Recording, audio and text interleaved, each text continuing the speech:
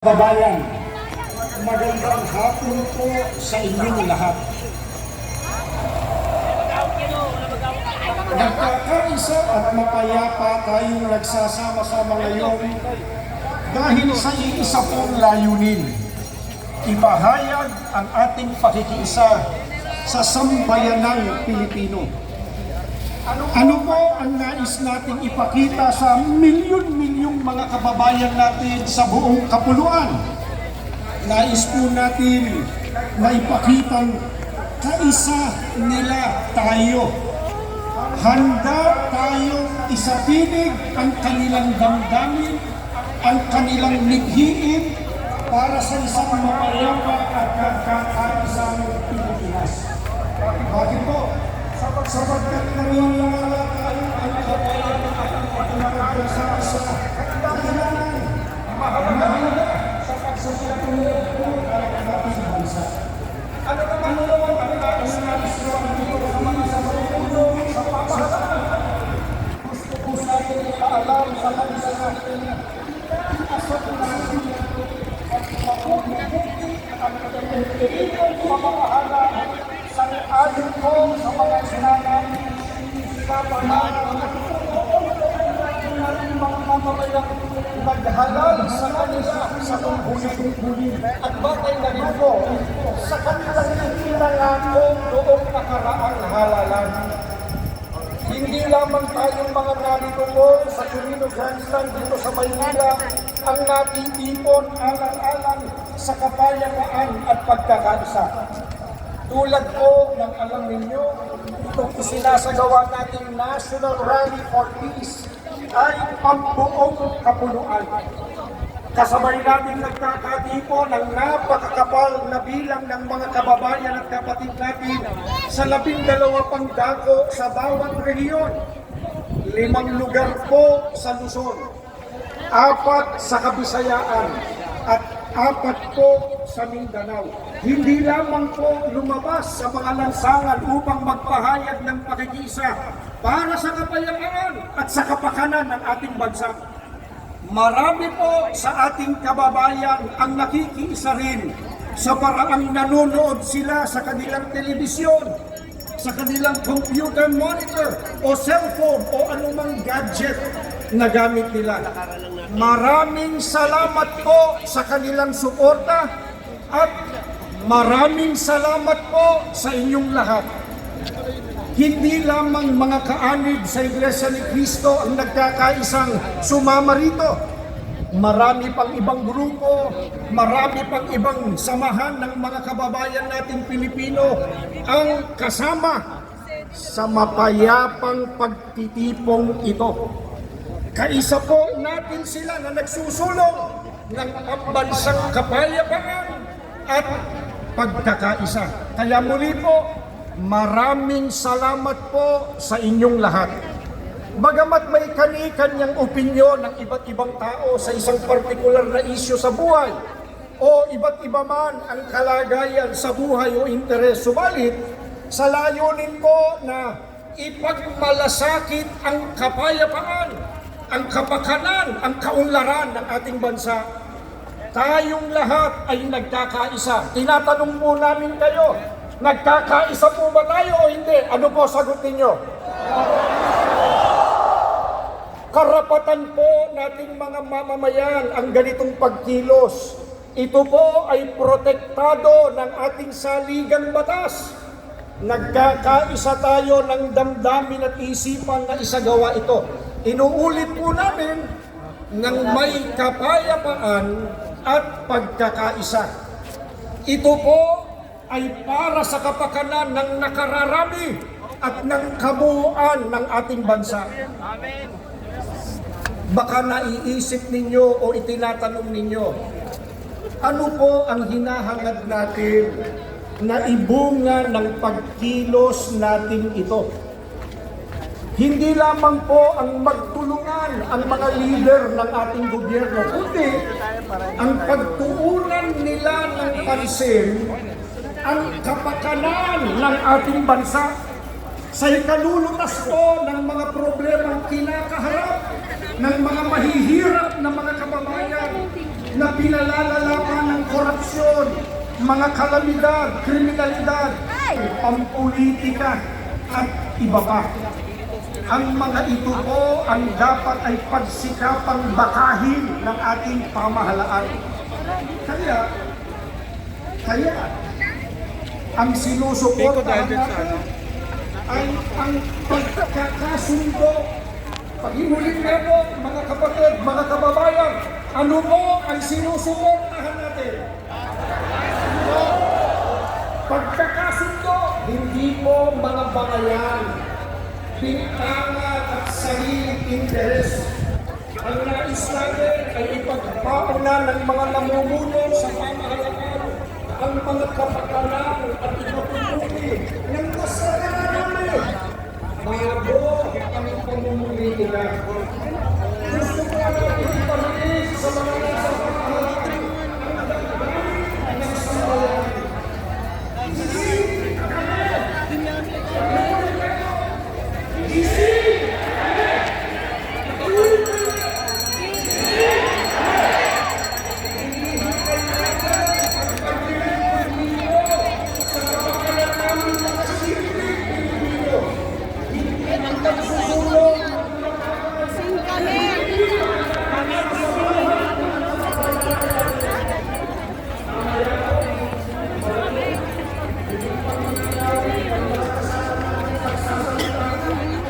Bakit sila nakatingin dito? Hindi na.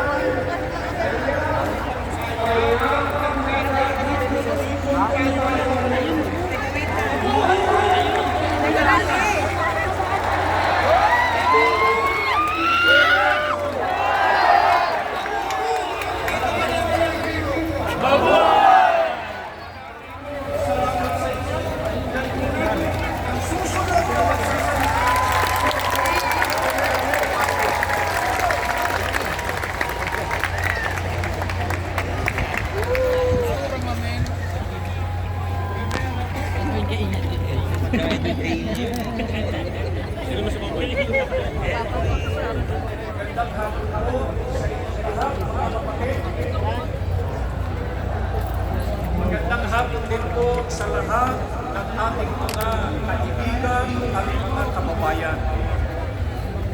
Narito po tayo ngayon mula sa iba't ibang komunidad, iba't ibang reliyon, mga samahan at mga sangay ng pamahalaan para po magkaisa sa isang mapayapang pagkilos.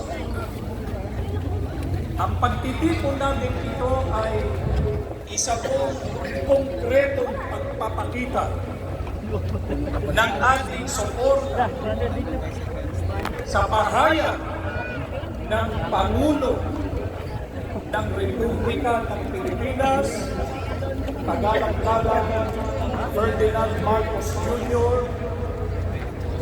sa kanya pahayag na hindi siya sumasang-ayon sa isinusulong na impeachment laban sa pangalawang Pangulo, Sara Duterte.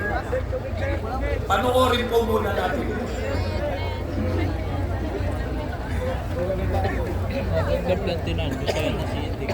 This is not important.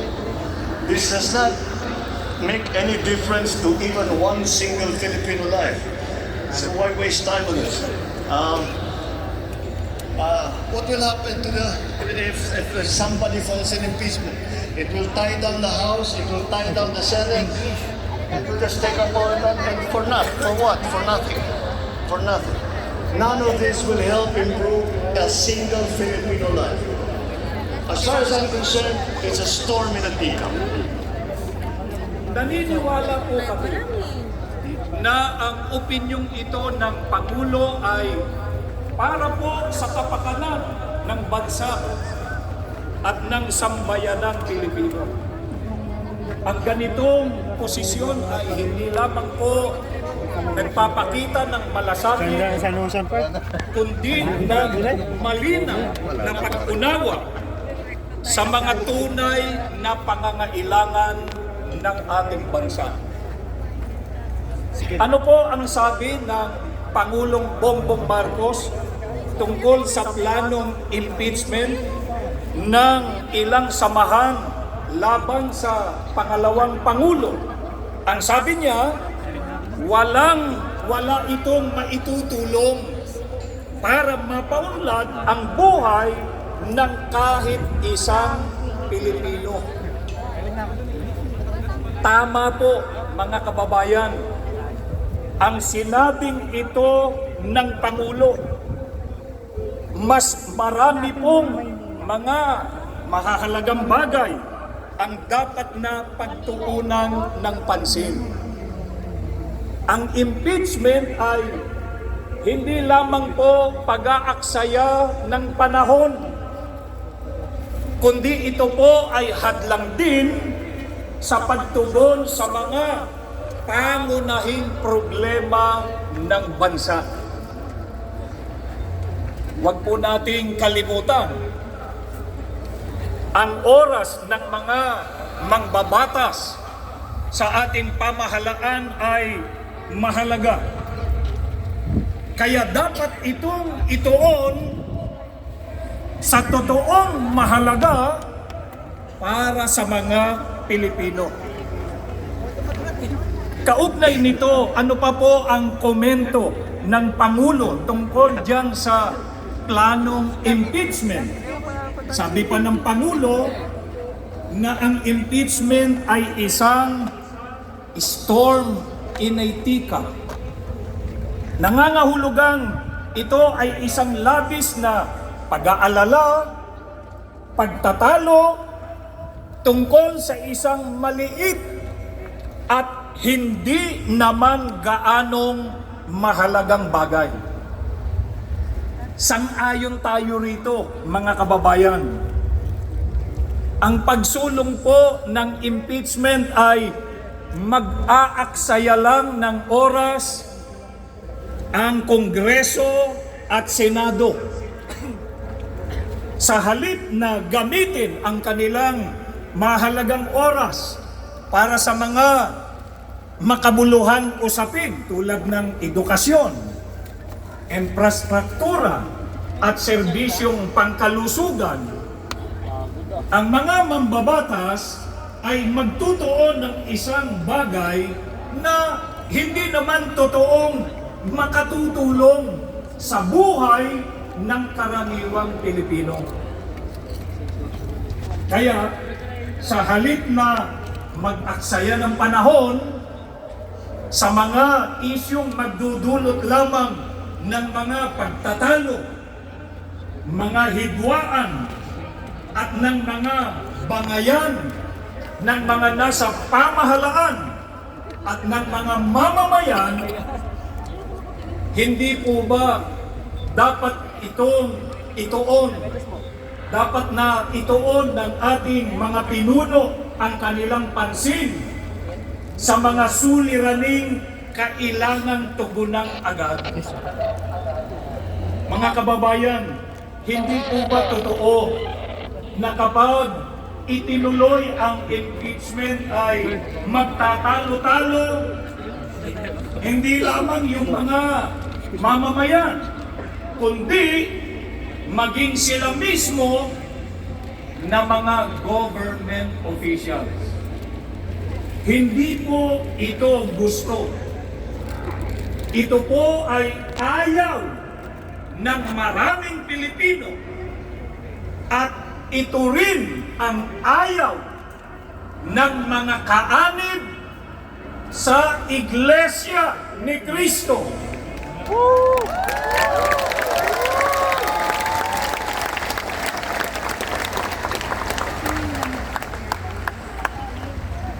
Kaya mahalagang alalahanin po natin ang sinasabi sa Biblia.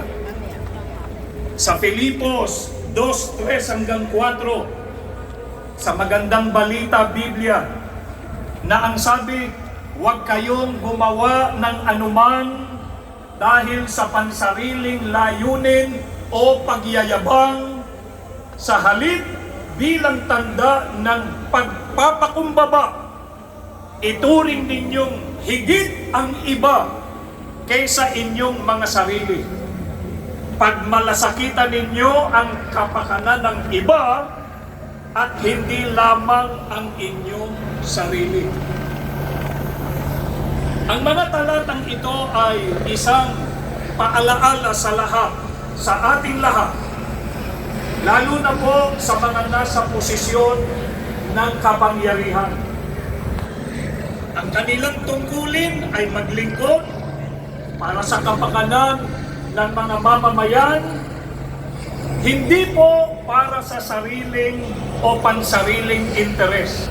At lalo na hindi po para maghasik kampi-kampi dahil lang ang hangarin ay humawak ng kapangyarihan.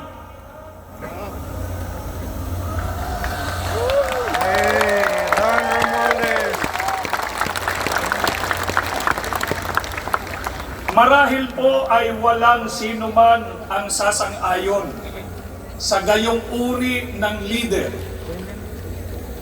Ang pamamaraan kasi nila ay divide and conquer. Mag-uudyok sila ng mga pag-aaway-away para magawa po nila na agawin ang kapangyarihan at sila ang mapwesto sa poder.